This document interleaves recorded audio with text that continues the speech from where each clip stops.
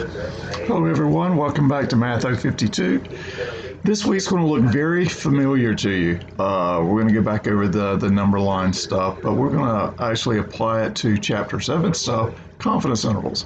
But we need to go back and review first and then explain more about what confidence intervals are.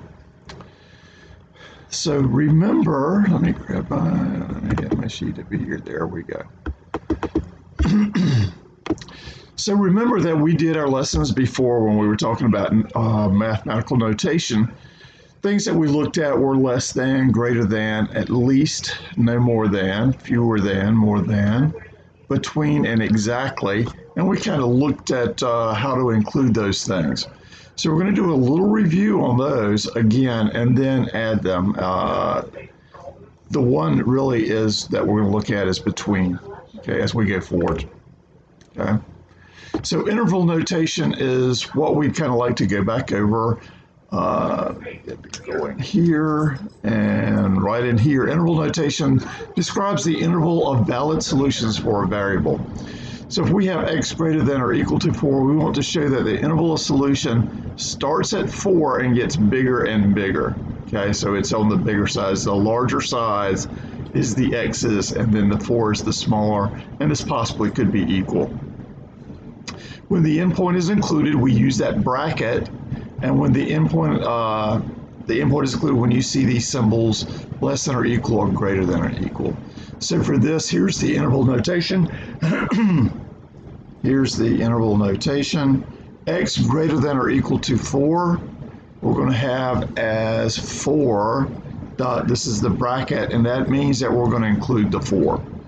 Out to infinity. So all the larger numbers, so we're looking at this as a compact representation of our number line. We're always reading left to right, and we're going to include 4. If we didn't, so if we had something like just x is greater than 4, then we would do something like 4 infinity. I would do a parentheses here, a parentheses here. Notice that we had a parentheses.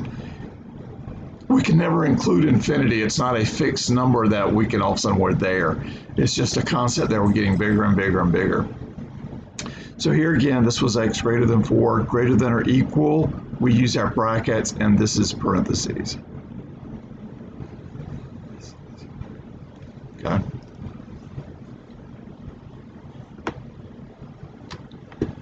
So let's go back and kind of review. A heart rate of at least 85 beats per minute, but less than 125 beats per minute. So we're going to do these left to right. At the very least 85. That at the least means this number is included. So we're going to put there, and then our x's, all the numbers represented by the x's up to 120. Okay, and naturally beats per minute and beats per minute. Okay. So now we're going to do the interval notation. I want to include this as a bracket. 85, I'm including this, and then out to 120. So when you see this kind of notation, that means that we're including the 85 and the 120, and it's just a short way of doing a number line.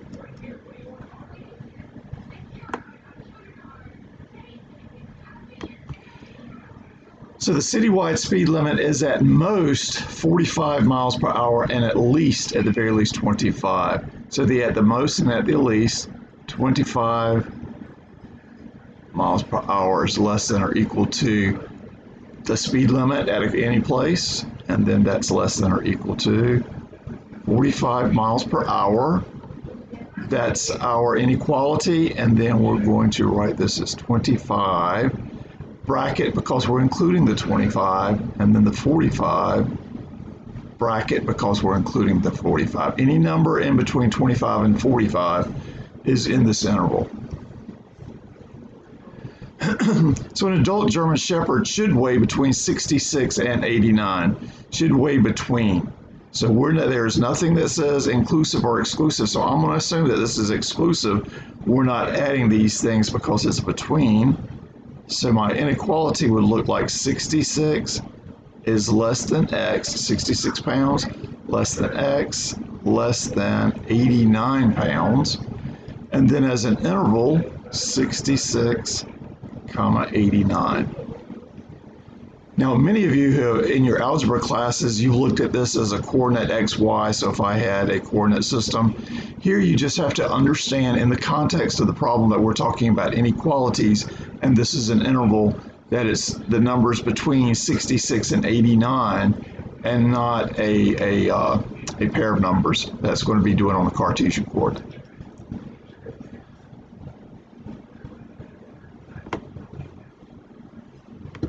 So here's some on your own, so go ahead and work on these. I'm going to move forward. Here's our part 2. Draw the following inequalities on our number line. So we're going to heart rate of at least 85 but less than 120.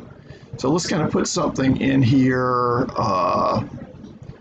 Let's start, hopefully we can get 5, 10, 15, 20, 25. So we should be able to do this. So here is the inequality, at least 85 less than or equal to x, but less than 120, but less than 120. At least 85, so this is kind of a mixed inequality. So I'm going to start at this one, and I'm going to call this 85. Here I'm going to go, I want to include this, so I'm going to add this on my number line. And then I'm going to count by 5s. I'm going to assume that these are their 5s that we go. 90, 95, 100, 105, 110, 115, 120. But now I'm going to use this little parentheses. So this is if I was going to do it 85 up to 120 in interval notation, inequality. And then I would put this on here and then kind of darken this in. And that would be that interval expressed on a number line. Okay.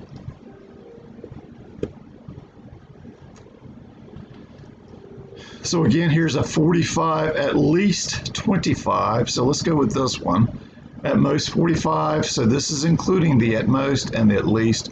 So an inequality, 25 less than or equal to x, less than or equal to 45. Because we're including at least at the very least, at the most the very most, and this would be an interval notation from 25 to 45. Both of these included, and let's just kind of pick out something in the middle. Let's call this our 25 point, 25, 30, 35, 40, 45. And then this I would darken in to represent that all of these numbers work in this interval.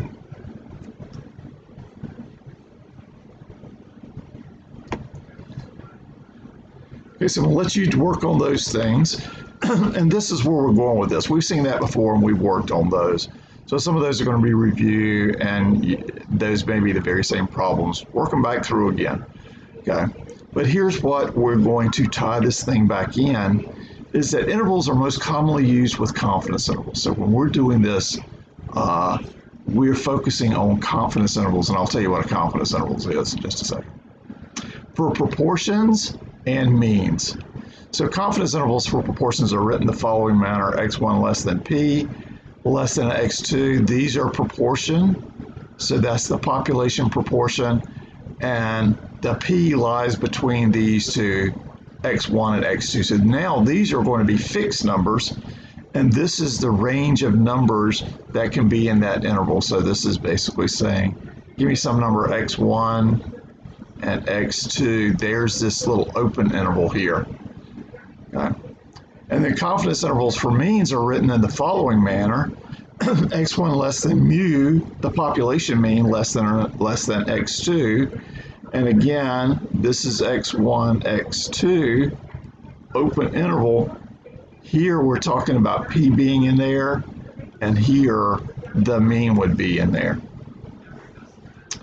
Okay, so for a quick, let me give you kind of a quick overview of what we are, just in case you haven't seen this in lecture yet, where we're going with it.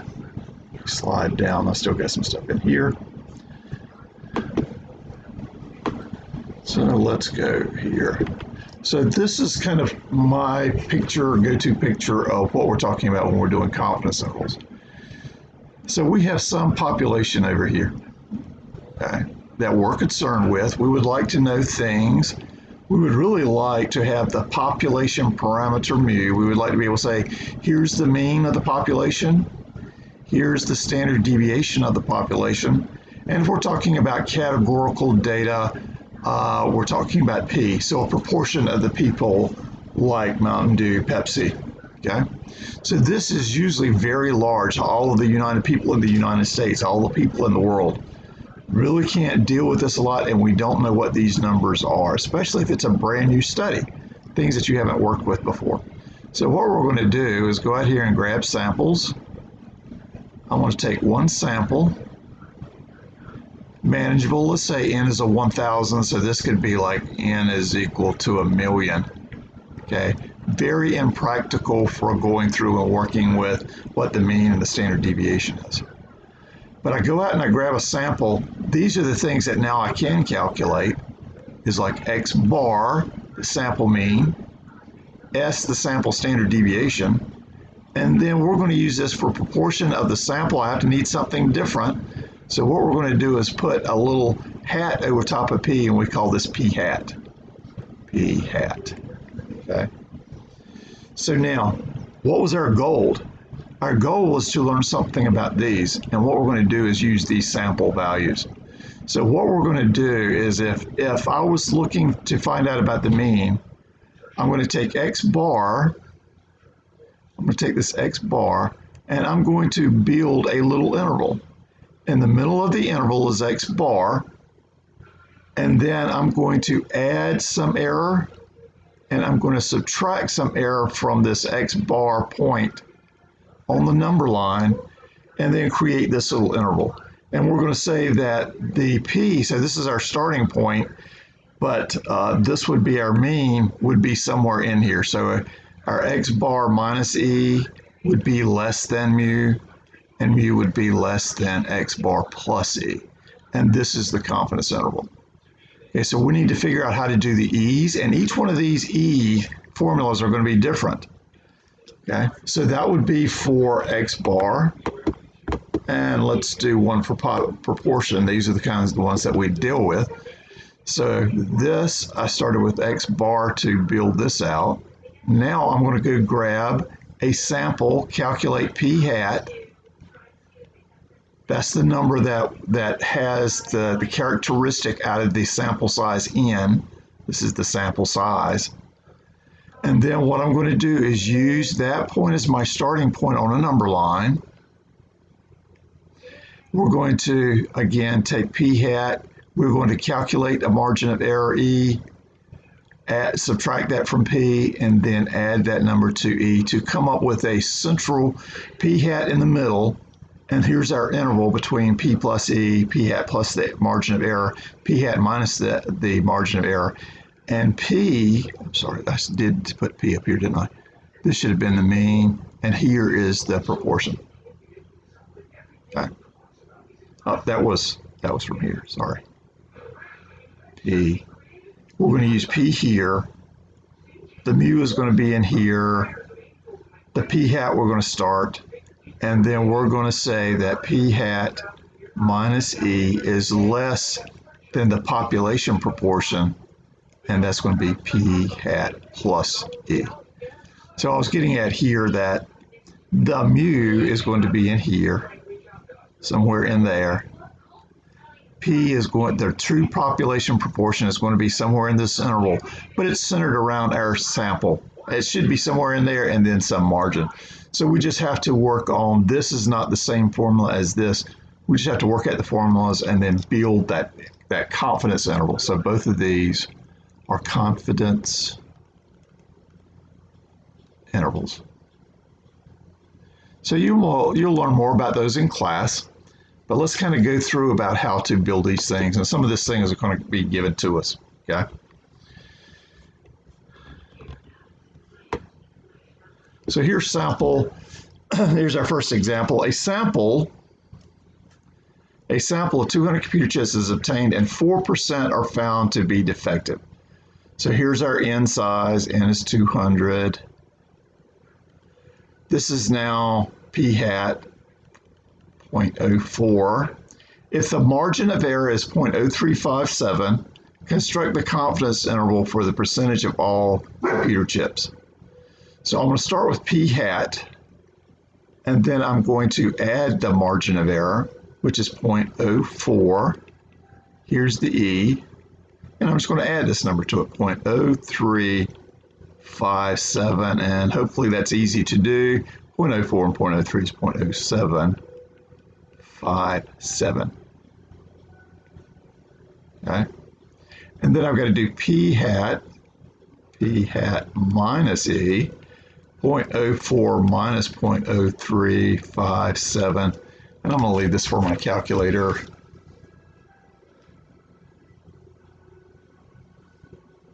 Get into it. 0.04 minus, hold on,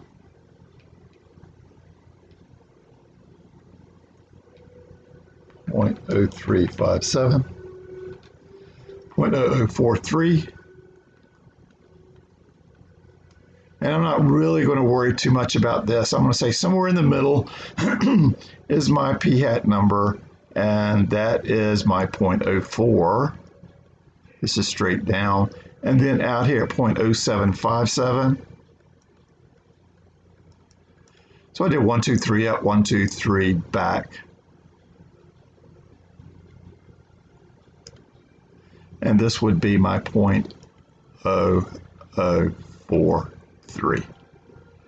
So that interval, if I did the interval, 0.0043, comma, 0.0757 is the way I would write my interval.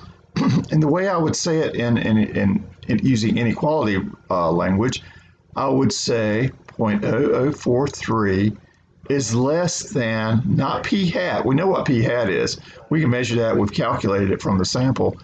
But our true population proportion is somewhere in there. So if we knew what that was, we don't. But it lies somewhere between this number and this number. And later on, we're going to add some confidence level in there.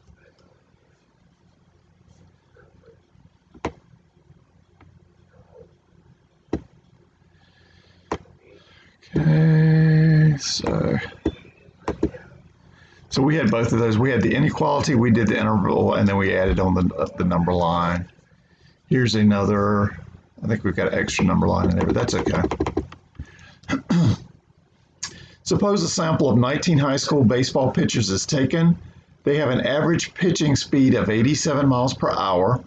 If the margin of error is 0.4723, construct the confidence interval for the average pitching speed of all high school baseball pitchers. So all high school baseball pitchers, that is the mean, that's the population mean. Here, a sample size n is equal to 19, and this is my x bar. That was their sample size, okay? So in order to calculate my, the inequality interval, I've got to do x bar, start with x bar somewhere in the middle, and then I've got to have a plus e and a minus e. So my plus, my margin of error, and they have calculated this for me, 0.4723, that's the 87 plus 0.4723.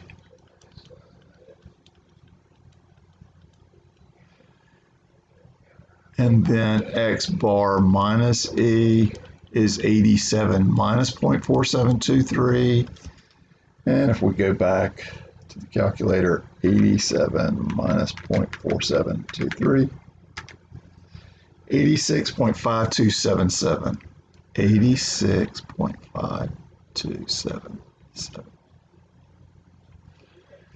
Okay, so my interval notation, here's going to be the inequality then. So we started with x bar, that's going to be in the middle, and the plus e and minus e, here's where the inequality comes in. So 86.5277 is less than, that's the smallest version of our population mean. So we don't know what this is, we just knew what x bar was. We started with x bar and built some interval with margin of error.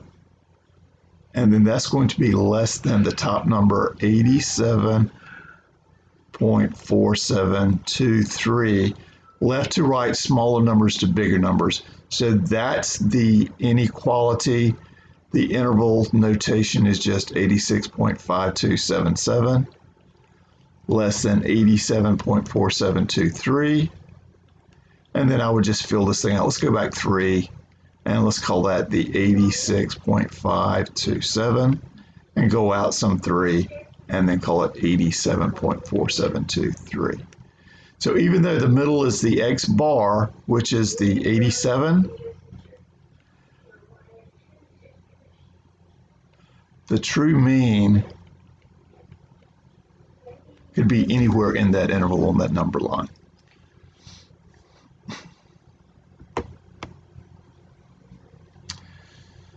So I'm going to let you finish this out.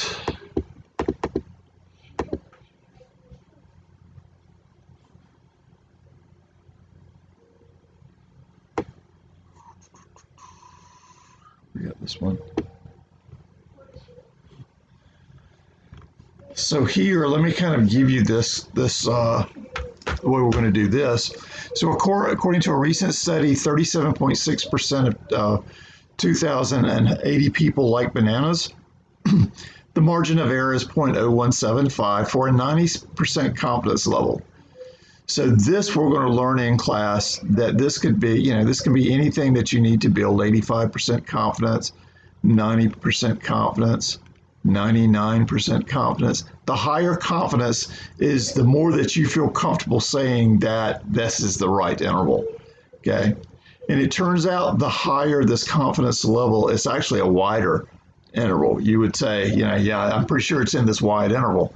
Here, well, I can give you a tighter interval, but I'm not quite as for sure. And so when you build these confidence intervals that we just built like we did before, this is something that we need to add with it at whatever confidence level so that somebody can understand that not all are the same and with how much confidence that we're working within this. So this is going to be the very same thing. So you're going to do your p hat 0.03, sorry. Just start over. P hat point is equal to 0.376. P hat plus E is going to be the 0.376 plus 0.0175. And then your P hat minus E is going to be 0.376 minus 0.0175. You're going to build the very same thing. The confidence intervals, here's the inequalities, the intervals, build your number line. But then when you do this little, if you do a statement, you're just going to say at 90% confidence. Okay, so at 90% confidence. Okay, and in class you're going to learn that you're going to say at 90% confidence, we can say that the true proportion is between the p hat plus E and the p hat minus E. So I'm going to let you work on those. Continue with this. Very same thing. Anytime they give you this confidence, just add this statement in there at 99% confidence or 99% confidence intervals. Okay, so work on those. I've got your submission link ready for you, and you just turn those in. And I'll see you in the next video. Thanks, guys. Have a good day.